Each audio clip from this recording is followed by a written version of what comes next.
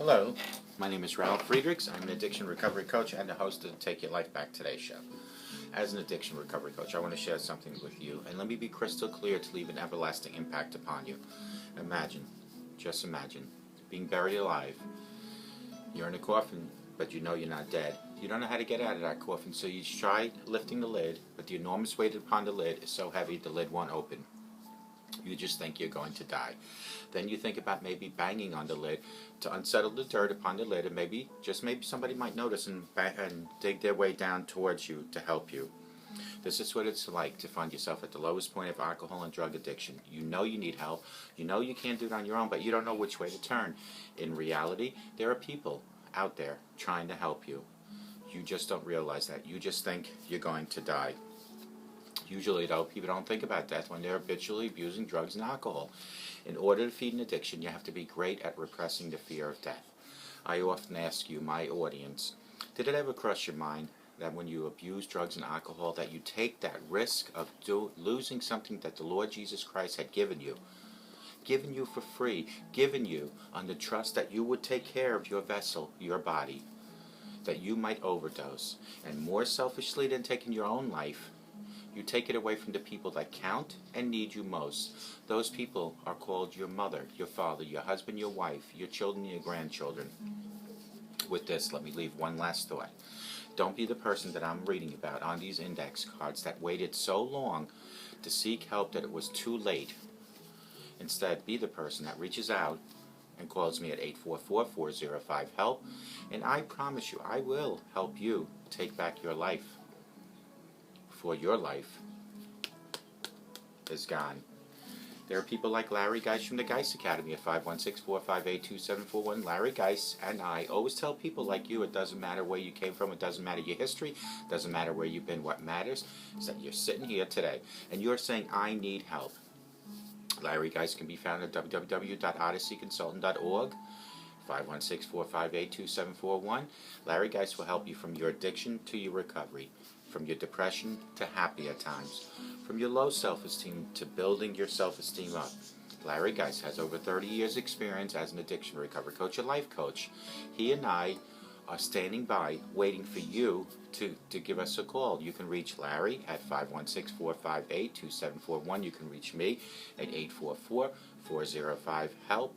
And together, Larry and I are waiting to help you take your life back. But you need to make that first move. Don't be like the people or the person I just read about on these index cards that waited too long. Folks, if you missed the show yesterday, I spoke about a close family member that my wife and I lost 2 days ago at 5:01. That family member is our cat, 17-year-old cat who's been with us through good and bad since 1999.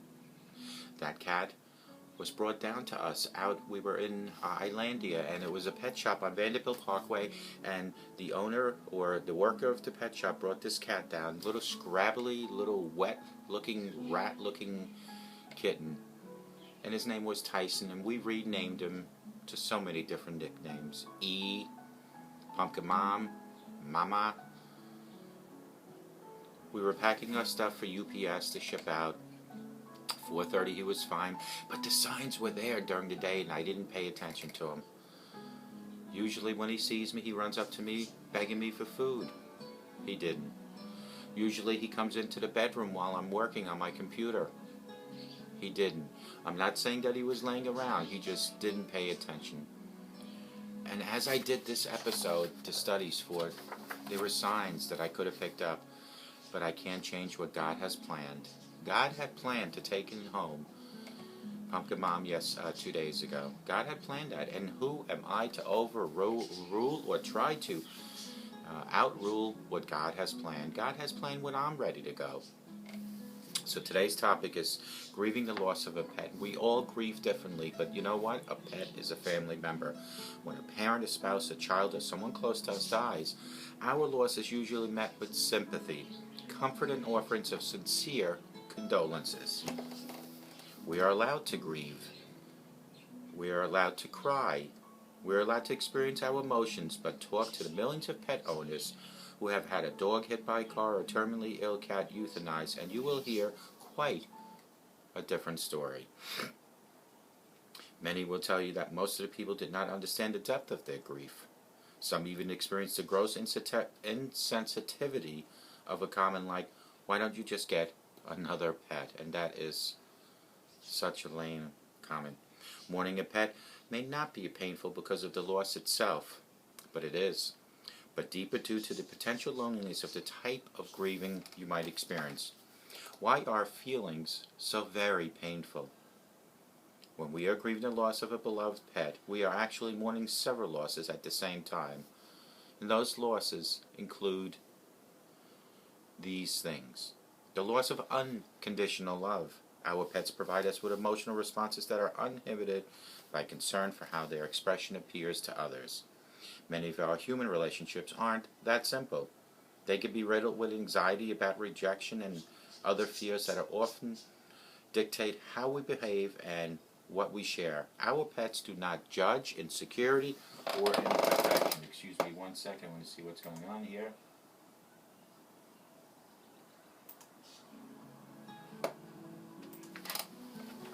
The loss of a protege. Having a pet is much like being a parent, and it is like being a parent. We are responsible for another life and often go to great lengths to ensure the pet's physical, emotional comfort is stable. Numerous activities revolve around our animal's companion needs. We hire pet walkers and sitters to provide our furry friend with company and or exercise. We go to dog parks to enhance our pooch's life and social activity. The loss of life witness. Not only do our animals provide us with their uninhibited emotional expressions, but they also allow us to express parts of ourselves that we may never let a human see. They observe our weaknesses, our victories, and move through years of our lives with us. In PUNKAMON's case, 17. During the periods of upheaval, they often provide us with security, stability, and comfort. The loss of multiple relationships and routines. Each role in the pet that the pet occupied, whether friend, child, significant other, as well as each role that we as owners look on, is a loss. We must say goodbye to feeding time, walking routines, and all the aspects that made up our practical routines. We must not only say goodbye to the physical activities, but to the reflexive way we called to our companion when we wanted comfort and love. The loss of a primary companion. I'm sorry, folks. For some of us, our pet was our only social companion in the world. We may not often had any other close contacts due to perhaps the depression, anxiety, and debilitating physical illnesses. We relied exclusively on our pet for support and love. What might make my grief more complicated, you might ask? As if the range of losses just listed wasn't enough, grief may be complicated by a number of additional factors, including guilt, which is something I'm going through right now because I say to myself, what could have I done to prolong Pumpkin Mom's life? Guilt is the primary stumbling block to a healthy grieving process. Did I do enough? Or if I only. Whether the pet died after a short or long struggle, many of us wonder if there were routes not explored, medications not taken, surgeries not performed. Euthanasia. Many of us called upon to make the excruciating decision to end the life of a beloved pet. Thank God, God took care of that for me. We spend our lives ensuring the health of our companion, and while euthanasia may end our pet's suffering, it contradicts every instinct that we have. Grief is further complicated with the plague by doubt. Was it really the right time to do this? Was he really getting worse? Questions like these may never be answered. Furthermore, we are left with the image of our pet as he or she died, which can be overwhelming. Right in the kitchen, I came in 2 days ago, and he was just laying there, his eyes open, mouth open. I checked, hoping that it was some sort of new sleeping pattern. Not to be. Circumstances around the loss. If our pet died in a way we perceive could have been avoided, the duration and the severity of guilt can be intensified. I should have closed the screen door tighter so he couldn't run into the street, or I wish I had noticed symptoms sooner because she'd be alive today if I had. Such comments only serve to punish us even more. And there, my cat had diabetes. It started around my birthday last year, October. Rapid weight loss, excessive amount of water consumption, excessive amount of urination, fur clumping, and the cat just loses all will to hygienically groom itself. Expectations that morning will end at a particular time. One of the ways grief gets derailed is when, or those we turn to support, impose a timeline. I should be better by now, or why is she still so sad? Not having the necessary time to mourn, which varies for each of us, creates emotional pressure to get better quickly. And I know I will eventually not get over PUNKAMON, but get over the grief. It just takes healing and time. This ultimately results in the opposite of what we're seeking. The process and all the feelings take longer to subside. Reawakening of an old loss. A companion's animal's death may remind the owner of previous loss, animal or human.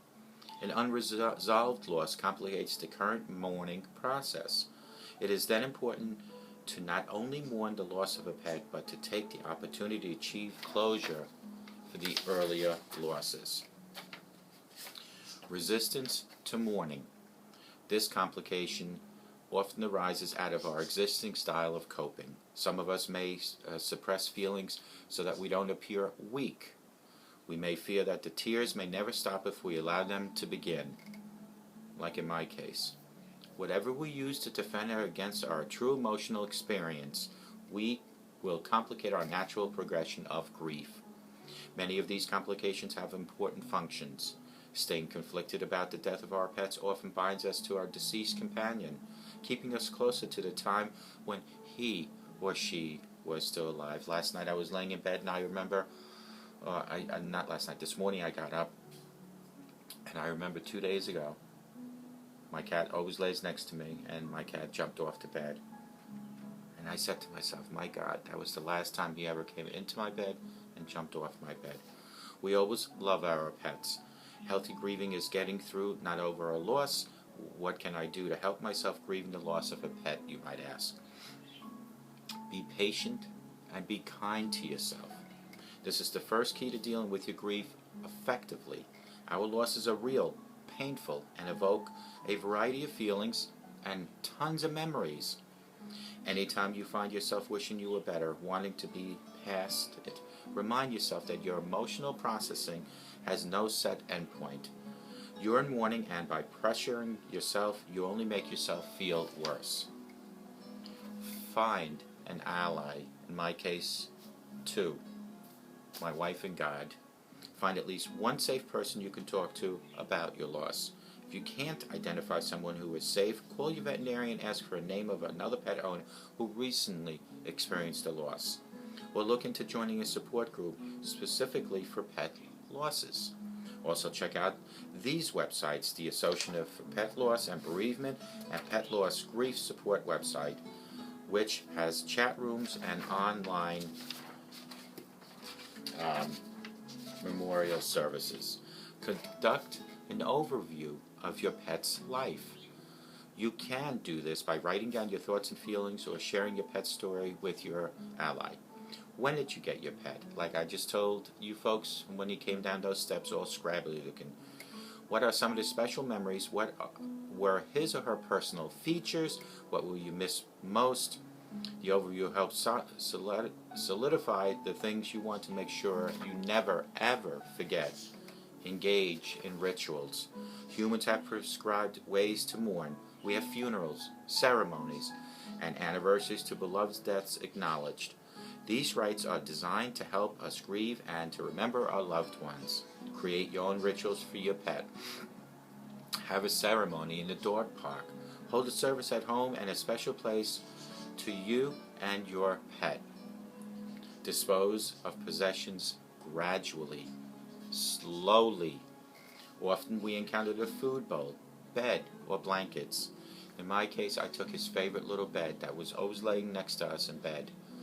It's a little cushion, and when I found him deceased, gone, in God's arms, I picked his lifeless body up, placed it in the bed, put a blanket on top of him, wrapped the whole bed in plastic, and carried his lifeless body to his resting place outside in the back, and I buried him. This helps for the transition and lets you move on, and the items before you remove them are great ways to remind you of his existence.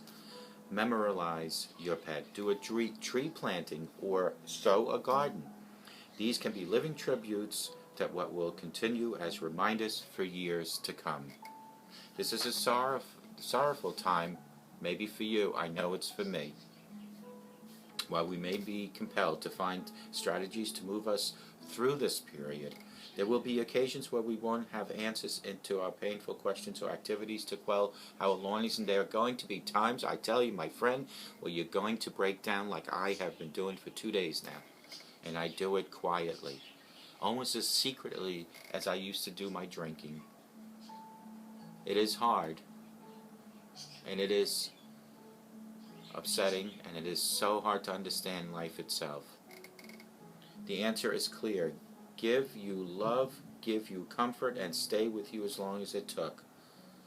This is what your pet would want you to go through right now. Your pet was there, through good, through bad, as was PUNKAMON. 17 years of his life with us. Few moves in and out of state. Through a lot of years of my alcoholism. Through some troubling times in my marriage. But PUNKAMON was there. And now he's not. Another book, another chapter in my book that has ended. But I do know this. I did a firm study on animals in heaven. And it states in the Bible, maybe not by the identity of the type of animal, but there will be animals in heaven. And I am convinced that God, if I live my life to make sure that I personally get to heaven, that I will see not only my relatives that make it to heaven, but I will see PUNKAMON again. In the meantime, I do see him each and every day, right here. God created a mind and a memory. Our eyes take pictures constantly, and that memory of PUNKAMON will be with me, and the PUNKAMON in my heart will be with me for the rest of my life. Yesterday I was right by his grave. Morning after I buried him, and I said, God, why? But who am I to question God's motives? Life is such. Come and go. As I stated in the previous video, my relatives all lived overseas, so I didn't experience their existence every day like I did Pumpkin. From morning to night, Pumpkin. As I'm doing this video, 3 days ago, Pumpkin was sitting right here looking at me with his big blinkety eyes, waiting for me to finish and waiting for me to feed him. I look down now, empty spot. I put my hand here, there's a void in my heart. But these eyes, like a camera that shuddered on and off, allowed me, with the grace of God, allowed me to store memories right here and in my heart. This too shall pass one day, this mourning period. But until it does, I will do whatever it takes to get over and move past his not being here anymore. But I will never forget PUNKAMON. And if you are experiencing grief, a pet loss in your life, take your time to get over it. Don't let anyone tell you how to get over it. Just do whatever it takes. And remember, God Almighty has a place for each and every one of us. And for the people that say, how do I know my animal is going to heaven? You'll never know unless you get to heaven. The only way for you to get to heaven is to live your life and accept Jesus Christ in your life. It has to start today, folks. I hope to God this was a great segment for you. I hope and I pray each and every day that you all have a great life, you enjoy life, a meaningful life, love one each other, and if you have unresolved issues with other people, resolve them, for life can be gone like that. May God bless my pumpkin mom. May God protect pumpkin mom and let him rest in peace. And may God love each and every one of you. Take care.